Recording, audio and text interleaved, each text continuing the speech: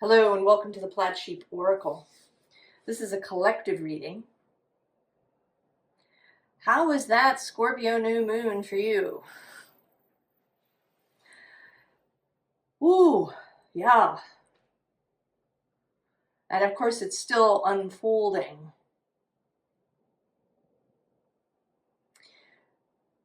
We're about to have another grand water trine as Mercury hits that 25-degree mark in Scorpio on his retrograde route.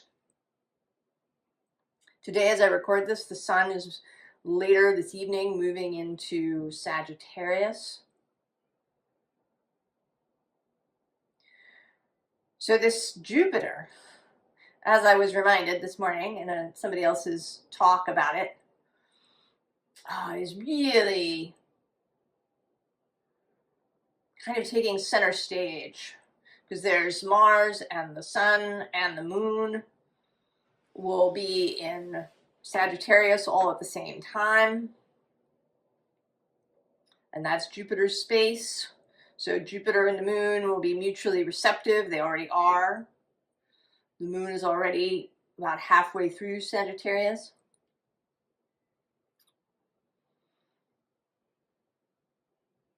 So also all of those Scorpio planets who look to Mars, and then Mars is looking to Jupiter. So there's a lot of Jupiter energy, and then Neptune and Saturn as well in Jupiter's space in Pisces. There's a kind of upswelling.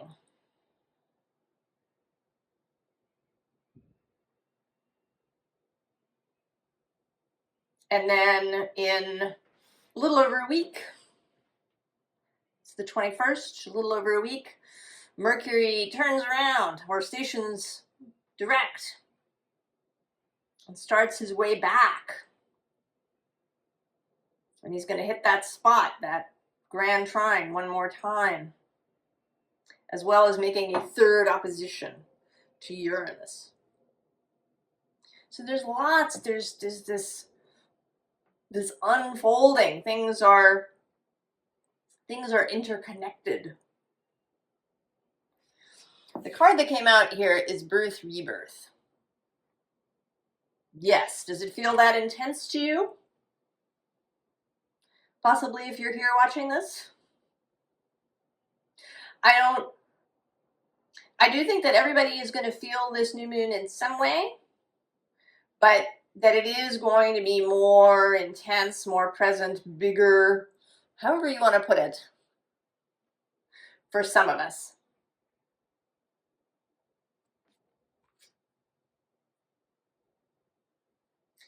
The visible underlying is this owl. Now this says deception and wisdom, but mostly what I'm focused on is the owl's open eyes. And he has this kind of deer in the headlights feeling. Below it is the serpent with knowledge and healing, but also, a certain level of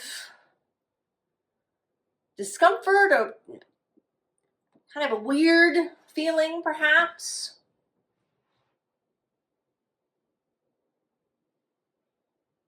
Right? Snakes, even if you don't think of snakes as evil or nasty or anything, if you think of snakes as wonderful, they're still a little,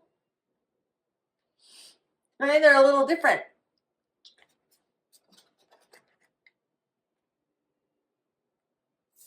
And then on the unseen underside, we have letting go, of course.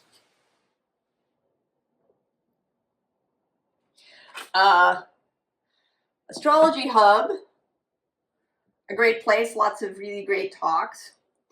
I didn't watch this video, but I noted the headline, which was Scorpio season, let go or be dragged.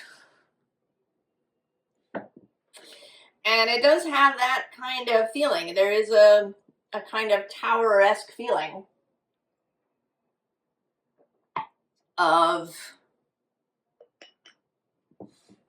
you can either sort of decide to engage and go, or you can resist. Now it's going to be really uncomfortable. And I totally feel you. I really do. I have been engaged with my own aspects of resistance this week.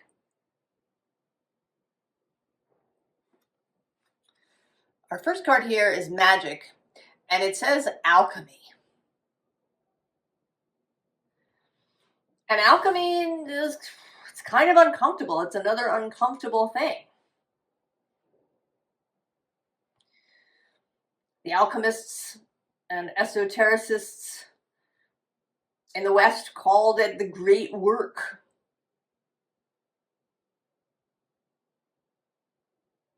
That it might not be something that happens really quickly.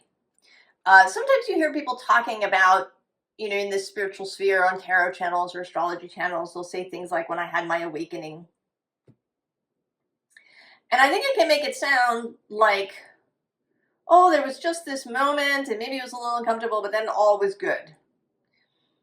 And I think that it almost never is like that. That there are layers and unpackings for many of us.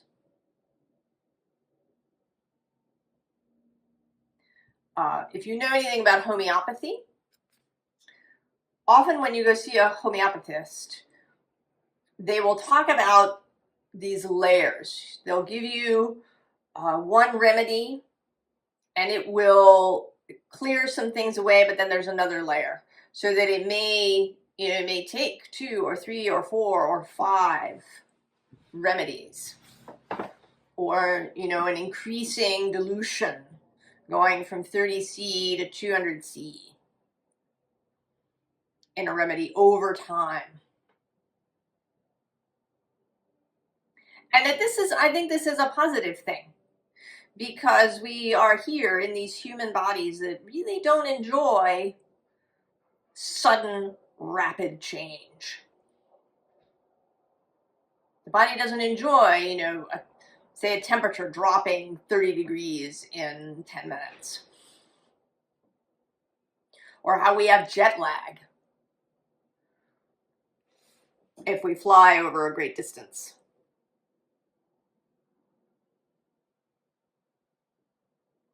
It's not such a thing if you take an ocean liner instead, and it takes you a week to cross over the same distance. There is time to adjust to this. But underneath this is the sun.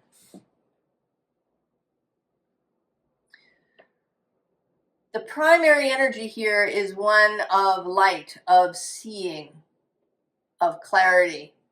This Mercury, Uranus, and the sun all involved together, and this Sun Uranus now.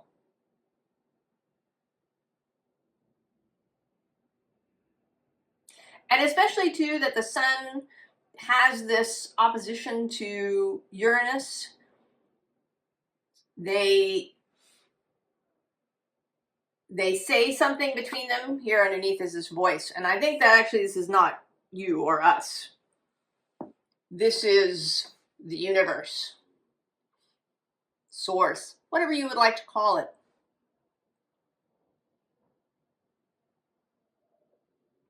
Sun, Uranus, Mercury, the sun moving into Sagittarius right after, just hours after the exact opposition with Uranus from the sun's current space in Scorpio. And then the Mercury grand trine with Jupiter and Saturn.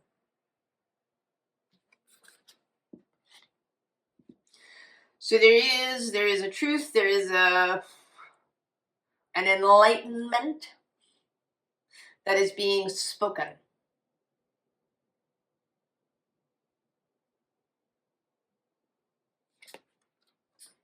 And then we have this passion.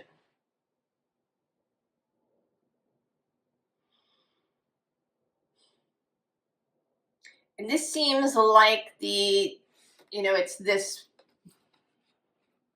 wide-eyed thing. Really seeing.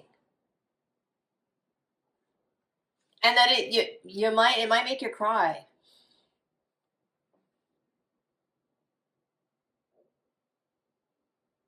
There may be tears. There may be sobbing as something is released.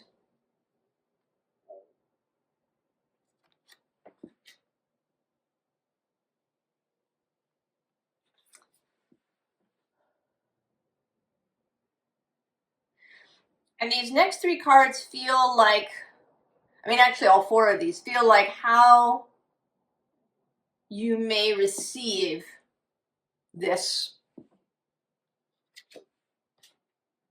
There's this kind of wide-eyed, maybe released through tears. There's this underwater sense of everything, a feeling of everything, a sense of submersion, or a water, being covered in water. It may feel overwhelming. There may also be a kind of release for some of us, like, oh, at last. And with this sense of birth, rebirth, and this baby. Feeling like a baby who knows nothing. You're just arriving, learning from the ground up.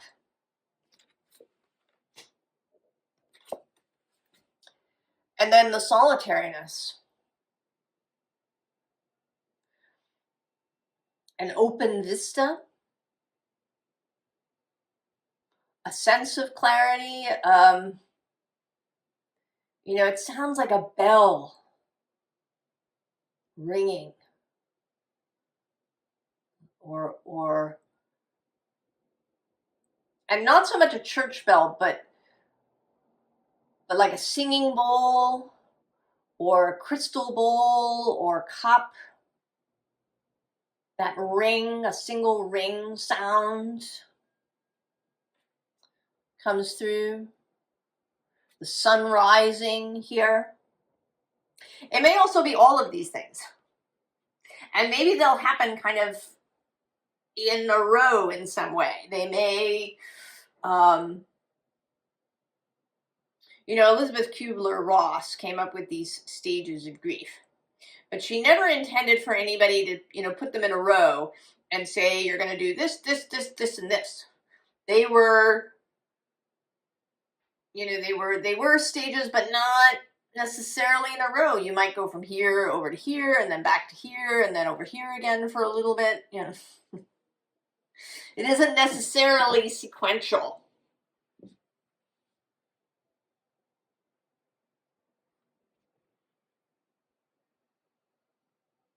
But I think that it will perhaps end finally. You may go back and forth. There may be several realizations that occur, several bells that ring.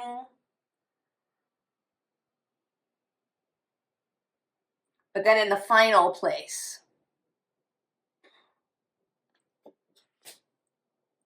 this may occur over the next days, weeks, maybe even months. I do think that it will be complete, assuming you allow it and you don't dig your heels in, by the time Saturn and Neptune meet in Aries on February 20th.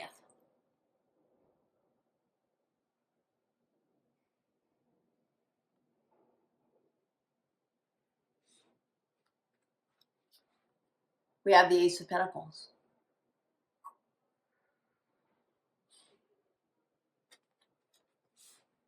The new growth.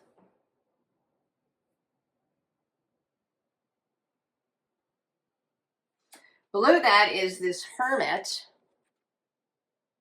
with contemplation. And this Nine of Cups, which is also a little contemplating, but in a more casual way.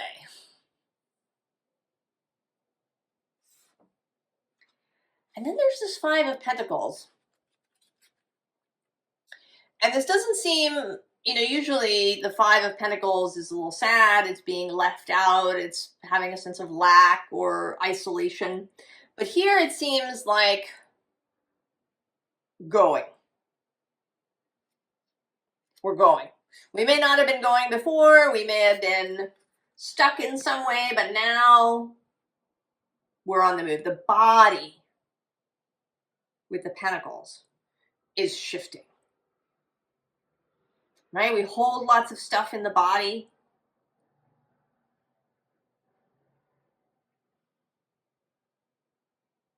But we are not at the mercy of it.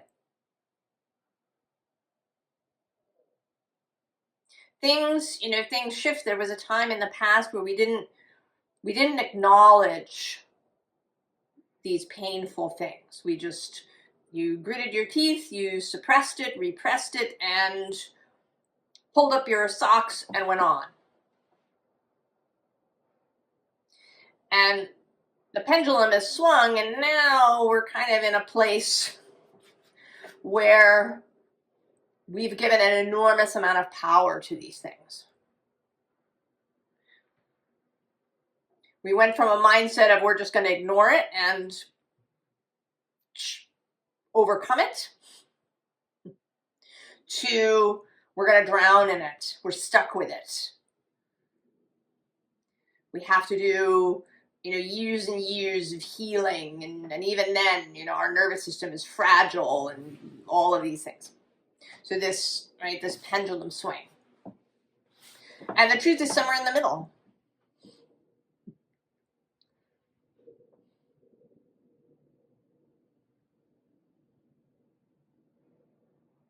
And I think you are understanding that you are now, you know, if you've been stuck somewhere, perhaps because of coping mechanisms that turn on,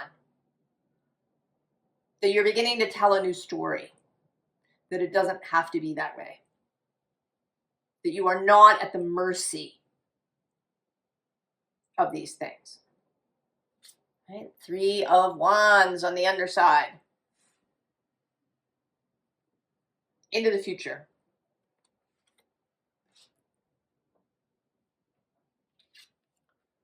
We have Judgment here with the devotion, with the setting out on the quest.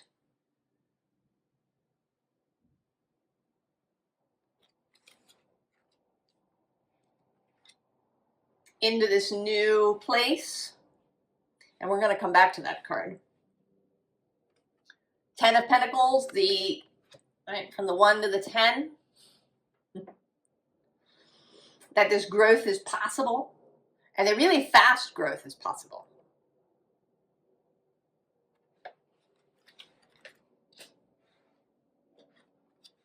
Ace of Wands, the dawn. And this feels not so much like an actual new inspiration as it does like a starting marker.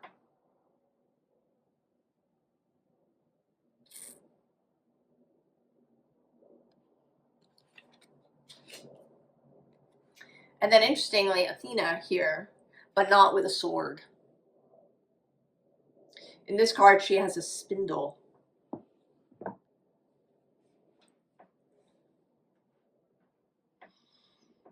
The other ways to engage with things, aside from the mind.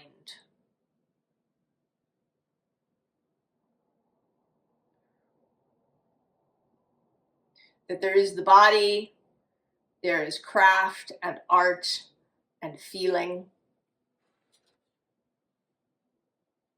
She's not in armor. She does have her owl.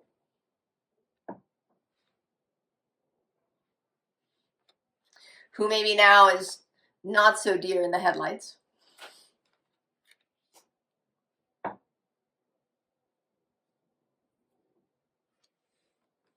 And that brings us to the Queen of Pentacles. There is this earthy Venusian thing. Venus is not directly related to any of these things, but she is in Scorpio at the moment. And before Mercury makes his last stop in that grand trine, Venus will have one on November 26th.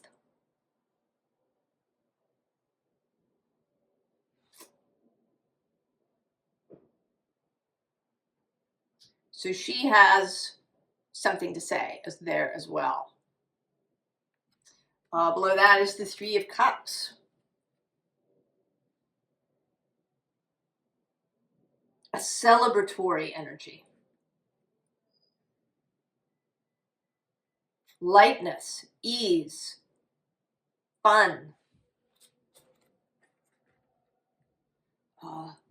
The things that we love, the things that we value, you know, that it's richness. It may feel overwhelming, especially if you have really held yourself back in some way in terms of having and enjoying. I mean, this is a theme that comes through a lot. The sense that we, you know, we go for things, we can achieve, maybe even that we can receive, but that we can't hold. That holding something, having something, is somehow really triggering.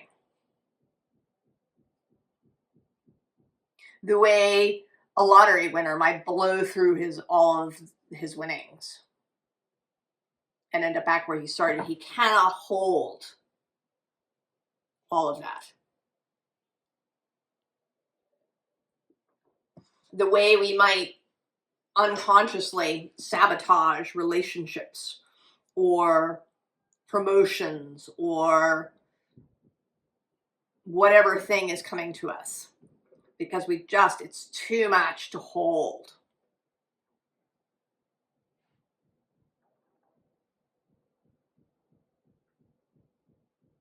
And the way that we're focused, you know, on the next thing, the next thing, the next thing.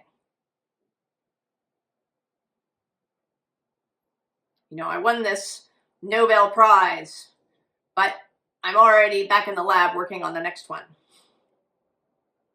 Right? The ability to take the moment, to hold, to have, to savor, to bask, to know that it is there, that it is not something that has to be chased.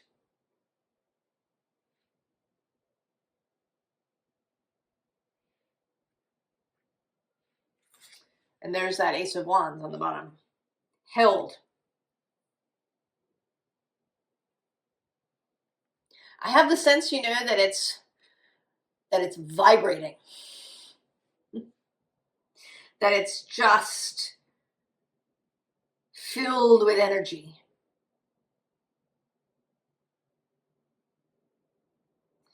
And you're able to hold it.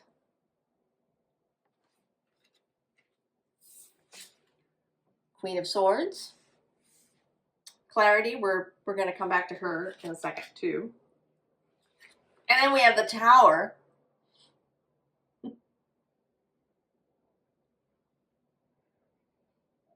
Of course.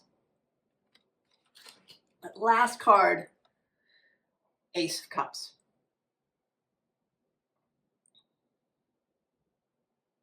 The cup, the ever-present cup.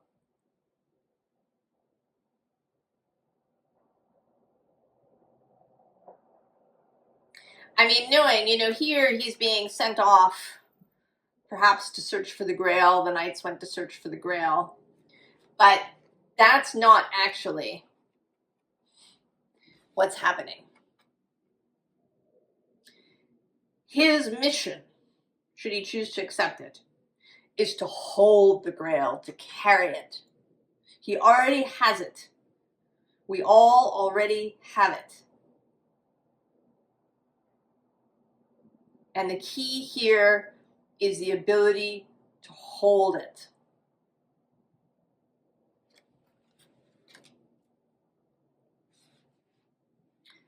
All of the aces came out except for the Ace of Swords. I went and looked for it in this deck, but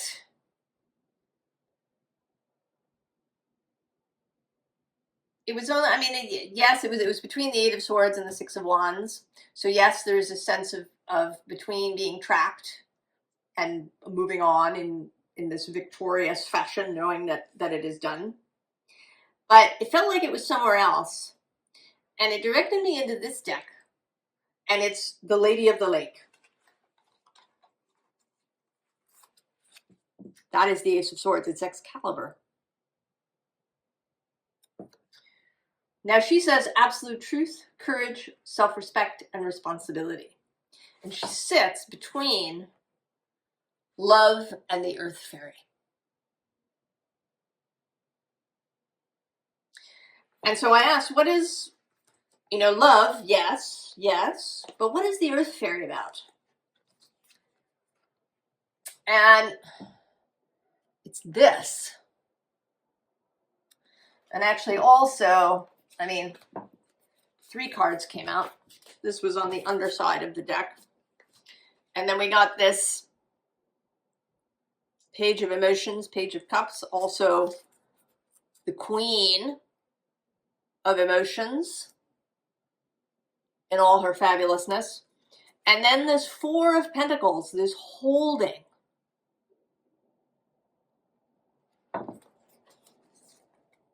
The ability not just to receive the gift, but to hold it. To have it. Right? It's a having this question.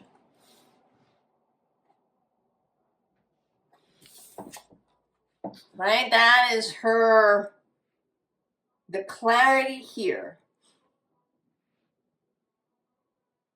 is understanding that it's about capacity, about having this.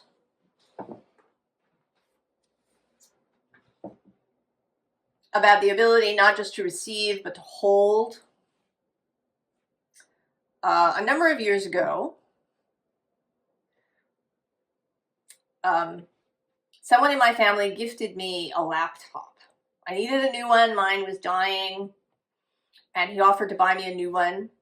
It was not a big piece. His financial situation was great. It was not, a really significant thing for him. We went to the store. We bought the laptop. But I couldn't hold it. I had it for about a month.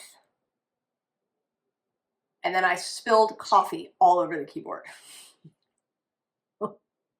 I killed it. I could not at that time hold that level of a gift that was just, right? It wasn't associated. It wasn't like a birthday present or a Christmas present.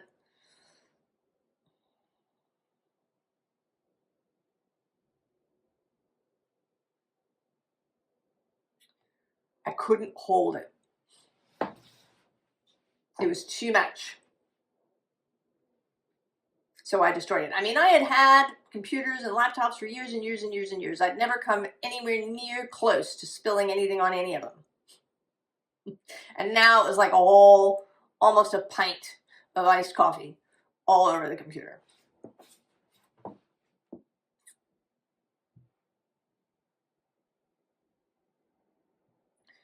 So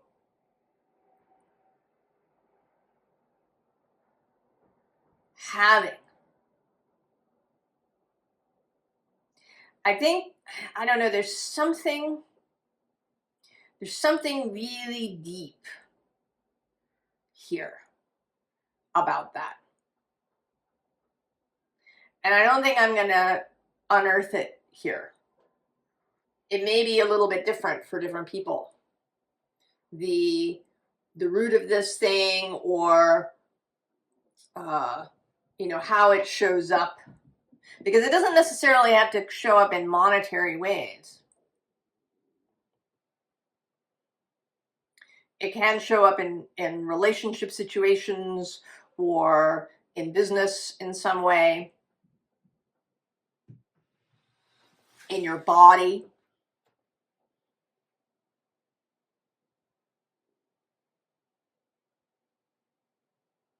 I was thinking too, I watched a little video this morning about the Millau Viaduct Bridge in France. It was built 20 years ago. I actually had no idea that it was there until I saw this video. And it spans this valley, goes over a river, and it totally opened up the ability to travel across France, because this was kind of a stuck place. There was always enormous traffic jams in the town of Millau.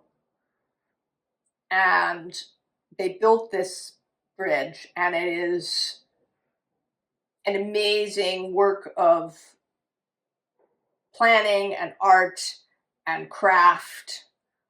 I mean, everybody involved. And it was intense for everybody, because it was this enormous project. It's taller from the valley to the top than the Eiffel Tower. I mean, everybody involved had to give their very best. But it was a work of passion. The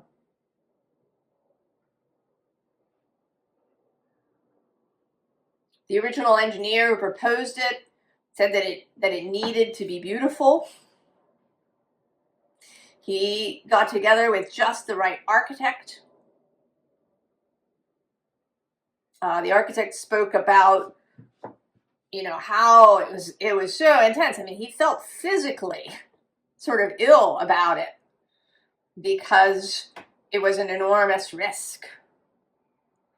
But they were all able to hold this, in part because they were a group. So there was that. But just the idea of moving energy, the idea of finding a way to circulate it so that it's not stuck in your belly.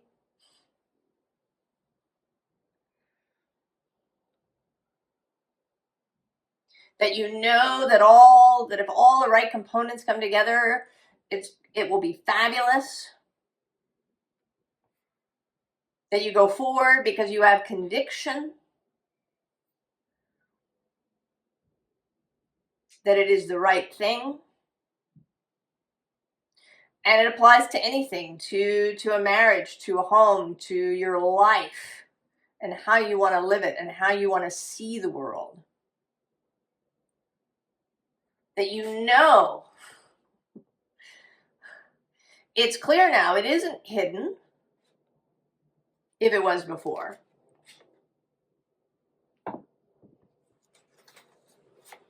Right? That you are prepared, that you're ready. Arthur receives Excalibur when he is ready.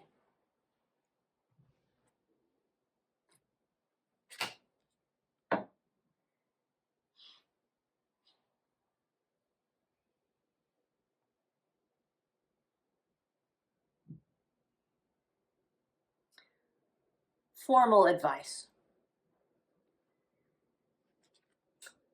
Knight of Wands, of course. Also below that, Two of Pentacles. And this is a very fluid dancing kind of Two of Pentacles. This is a Two of Pentacles that knows, you know, that physical reality is fluid. And the Chariot. Oh, and then we have the Queen of Swords repeating. And the Magician. Taking us back to magic. The underside is a repeat of the Five of Pentacles. And she's looking here not like Today she doesn't look sad to me. Today she looks dreamy.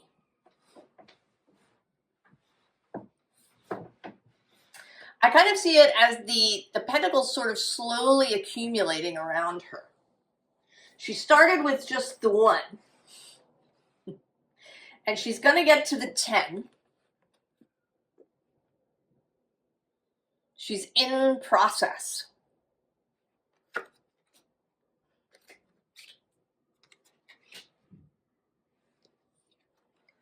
King of Wands, the king of inspiration, the king of inspired action, not moving until it's time to move.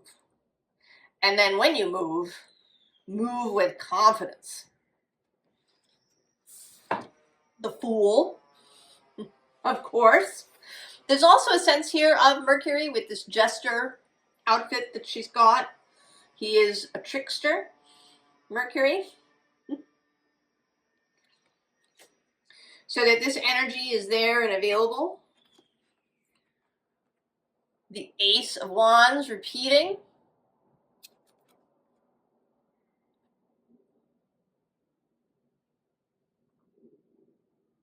And here with this full moon, there may be a component, there may be something significant that occurs around the Gemini full moon that's coming on December 4th.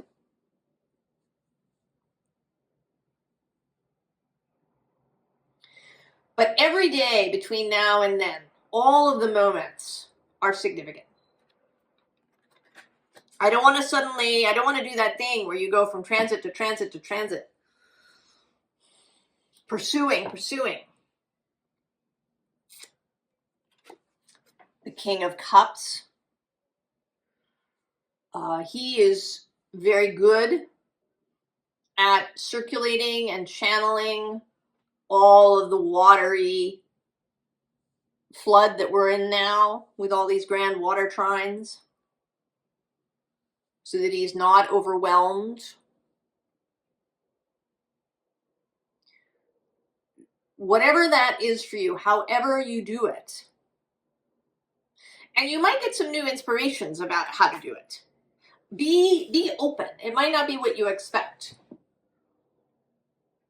That might help you to circulate all of this power that may be running through you now. It might be something unexpected. And the Hanged Man.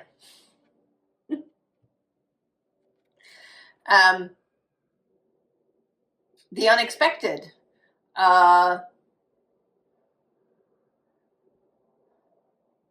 And you know, I've never seen this way.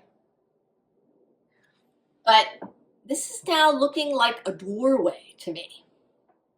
That it's, you know, it's the shaft of light that's coming through a doorway, kind of seen in profile.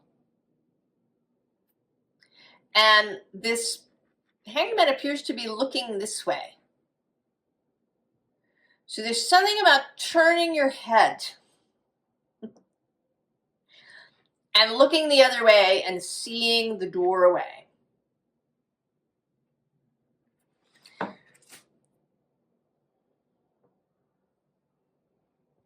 Looking the other way.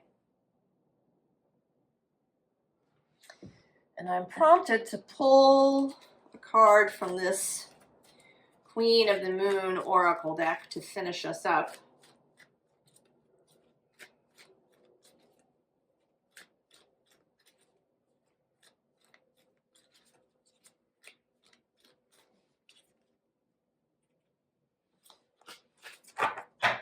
Who's on the bottom? Oh, yeah, there she is.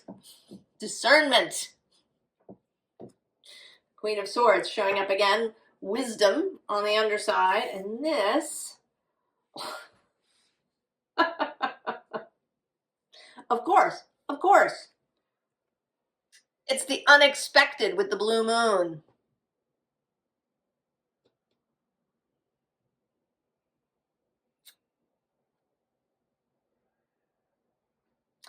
I'm going to leave you with that.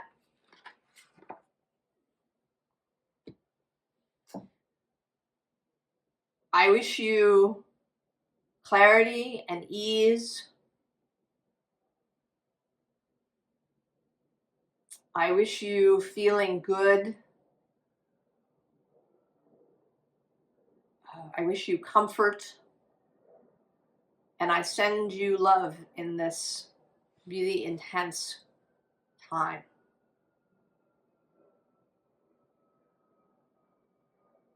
May you have all the very best.